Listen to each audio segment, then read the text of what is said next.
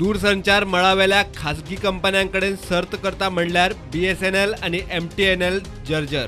सध्या दोनूय कंपन्यांच्या हजारांनी कर्मचाऱ्यांक कितले महिने झाले पगार पडना।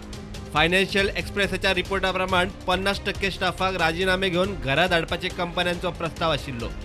1,98,000 कर्मचाऱ्यांच्या फुडाराचो प्रश्न उपरासला। दोनूय कंपन्यांक परत जाग्यार हाडूंक 74,000 कोटींच्या गुंतवणुकीचो प्रस्ताव दूरसंचार खात्यान अर्थ खात्याक दिल्लो। तो प्रस्ताव खात्यान भायर मारला। हातूंतले सगळेच कर्मचारी VRS पॅकेजीक पात्र आसात अशें ना। अर्थ खात्याच्या गणिताप्रमाण कंपन्यो बंद करतना दोनूय कंपन्यांच्या 1,65,000 कर्मचाऱ्यांक VRS दिली आणि कंपन्यांनी रीण क्लियर करपाचे जाले जाल्यार वजे 95,000 कोटी मेरेन येता।